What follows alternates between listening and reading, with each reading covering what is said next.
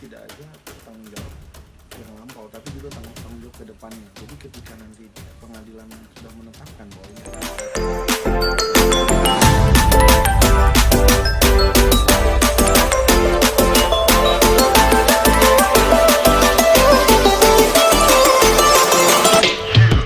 berdasarkan pasal 43 ayat 1 Undang-Undang Perkawinan, dinyatakan bahwa anak di luar nikah hanya memiliki hubungan perdata dengan ibunya.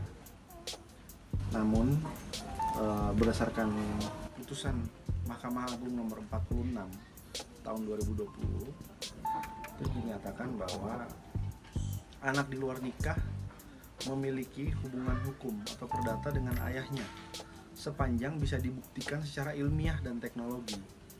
Nah, disinilah perlunya ada tes DNA yang bisa memberikan bukti kepada di dalam pengadilan bahwa anak ini adalah memang benar anak dari si ayah.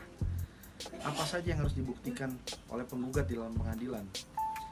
Misalnya tanda bukti, tanda kenal lahir atau birth certificate yang memang di dalam tanda kenal lahir itu memuat nama sang ayah. Lalu saksi-saksi, lalu mungkin ya ada kartu keluarga dan lain-lain, itulah yang membuktikan bahwa anak ini memiliki hubungan hukum atau anak ini adalah anak dari sang ayah. Persidangan. Pastinya yang harus dilakukan oleh pihak penggugat dalam menguatkan gugatannya di persidangan terkait dengan hak si anak ini, membuktikan bahwa anak ini adalah benar anak dari si ayah. Yaitu dengan apa? Membuktikan dengan tanda kenal lahir, lalu mungkin dikuatkan juga dengan tes DNA, lalu ada bukti-bukti kartu keluarga dan lain-lain. Itu salah satu bukti yang bisa dikeluarkan oleh penggugat. Lanjut. Haruskah ada mekanisme tes DNA untuk membuktikan bahwa anak tersebut benar mempunyai darah seorang Rizky? Seperti saya bilang tadi, dalam putusan Mahkamah Konstitusi nomor 46 tahun 2020 menyatakan bahwa anak di luar nikah memiliki hubungan, bisa dikatakan memiliki hubungan hukum dengan perdata dengan sang ayah sepanjang bisa dibuktikan secara ilmiah dan teknologi.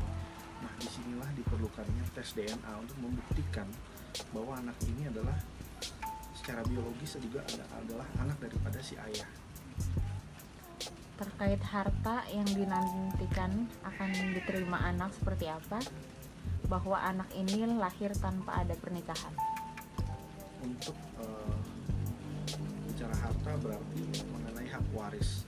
Hak waris seorang anak ini nanti harus ada mengenai hak waris.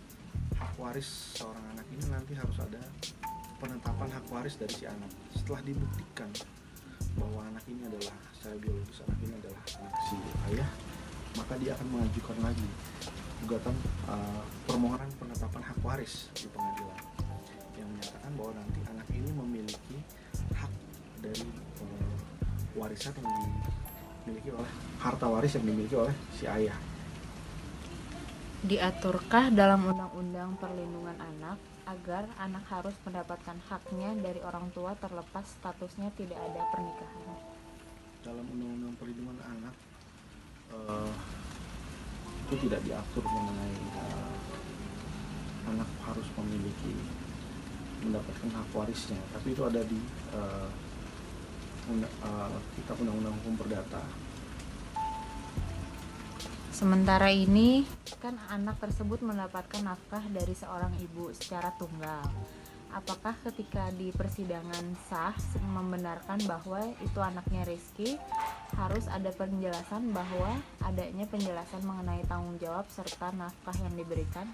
Ya, mengenai hak anak itu tanggung jawab dari si ayah itu tidak aja tanggung jawab yang lampau, tapi juga tanggung jawab ke depannya. Jadi ketika nanti pengadilan sudah menetapkan bahwa ini adalah anak dari si Rizky, pihak penggugat juga bisa mengajukan untuk tanggung jawab Rizky Aditya atau memiliki hak dari warisan yang dimiliki oleh harta waris yang dimiliki oleh si ayah. Diaturkah dalam Undang-Undang Perlindungan Anak agar anak harus mendapatkan haknya dari orang tua terlepas statusnya tidak ada pernikahan? Dalam Undang-Undang Perlindungan itu tidak diatur mengenai anak harus mendapatkan hak warisnya, tapi itu ada di kitab undang-undang hukum perdata. Sementara ini kan anak tersebut mendapatkan nafkah dari seorang ibu secara tunggal. Apakah ketika di persidangan sah membenarkan bahwa itu anaknya Rizky, harus ada penjelasan bahwa adanya penjelasan mengenai tanggung jawab serta nafkah yang diberikan? Ya, mengenai hak anak itu tanggung jawab dari si ayah itu tidak aja tanggung jawab yang lampau, tapi juga tanggung jawab ke depannya. Jadi ketika nanti pengadilan sudah menetapkan bahwa ini adalah anak dari si Rizky, pihak penggugat juga bisa mengajukan untuk tanggung jawab Rizky Aditya atau si sang ayah terhadap nafkah hidup anak ke depannya, yang nanti bisa diajukan di depan pengadilan dan menjadi ketetapan, menjadi putusan di pengadilan berapa biaya hidup yang harus ditanggung oleh si ayah untuk membiayai anaknya demi tumbuh kembang si anak.